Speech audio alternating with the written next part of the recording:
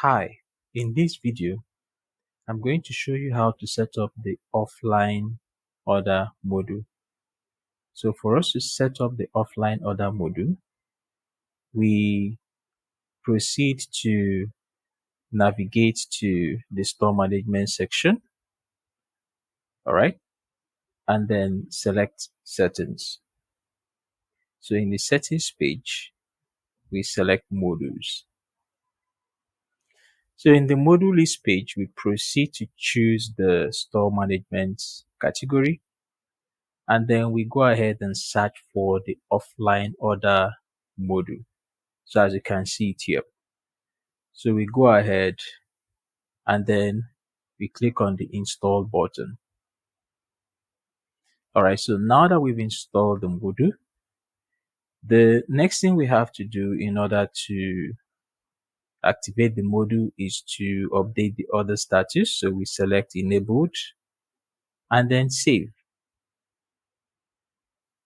All right, so after we have saved the module, to access the offline order page, we proceed to navigate to the store management section, and then we select sales. So in the sales page, you'll notice that a new option called offline orders have been added. So we go ahead and select it.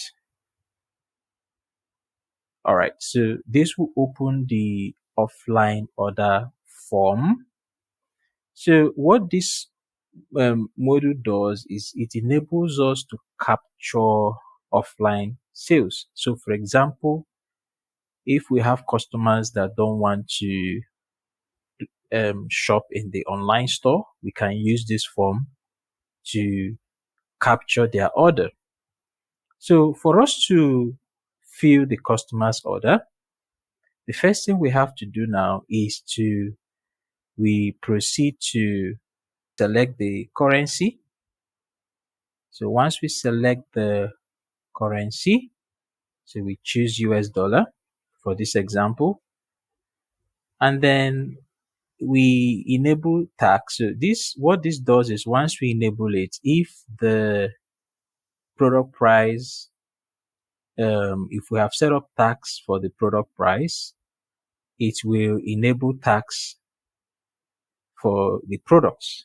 So, but for this example, we go ahead and disable it. So in the next option here, we can enter the customer name if we are placing this order for an existing customer. So, but let's say we are placing this order for a new customer. So what we do now is we go ahead and click on the add new customer button, right? So once we click on this button, so it will open a new pop-up page. So let's allow the page to load. So here we'll now proceed to fill in the new customer's information. So we add the first name and last name. All right. Add the customer's email. All right. So let's go ahead and fill in the remaining information. The phone number. So we entered the password for the new customer account.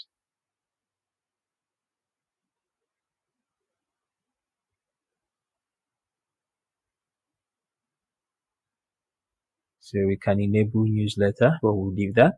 So we enable the account status. All right. All right. So after filling in the information as we've done, we go ahead and click on the save button. So you see that the new customer account has been created.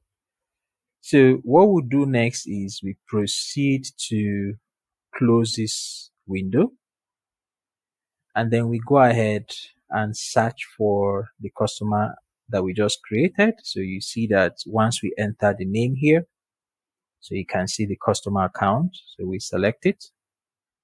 All right, so this will fill in the customer's information, as you can see.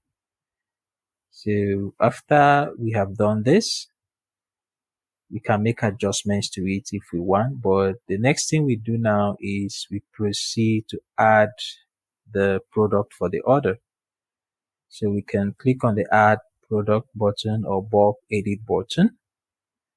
So let's go ahead and click on the add product button. So we select product 4, enter the quantity as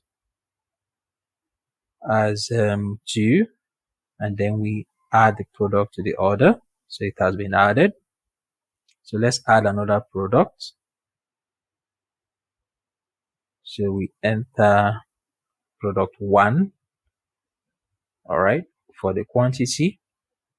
So we are choosing product 1 and then we add it. So you can see this is how you add products to the order. So we are only adding these 2 products. So the next option here, we add the billing and shipping address. So for the payment address, we can go ahead and then fill it. All right.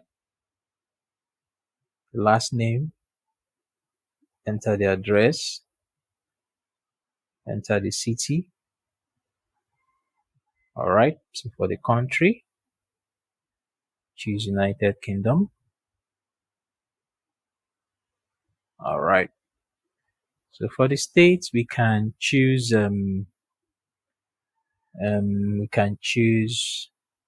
Bristol. All right. So we choose Bristol there. So we tick this to make this address same as the shipping address, and then we save. Oh, we need to enter the postcode and save. So you notice that the address has also been saved as the shipping address. So after adding the payment and shipping address, we proceed to select the shipping method. We click on the apply button, select payment method.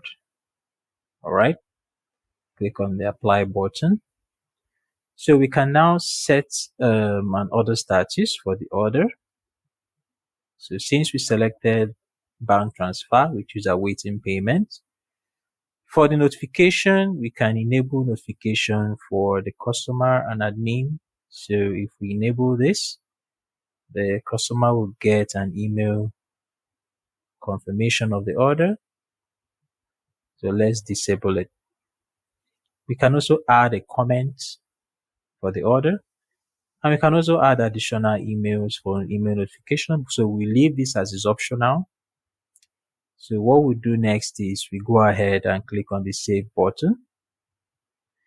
All right, so you see that the new order has been created. So we can, if we want to accept online payment for the order, we can click on the create payment link. So this will allow us to create a payment link and send it to the customer. So you see that the payment link has been generated here. So we have the option to view the payment page, or we send an email to the customer. So let's go ahead and click on the view payment link button. So we click on it. All right. So this is what the customer will see. As you can see, this is the order payment page. So the customer can, since we selected the bank transfer instruction, customer can make a bank transfer using the details here. And then the customer can then, after making the bank transfer, can proceed to click on the confirm order button to confirm the order. So we go back. All right. So that's an example on how to use the offline order. So we can always come back and create additional orders if we have any other order. So in this video, I've shown you how to set up the offline order module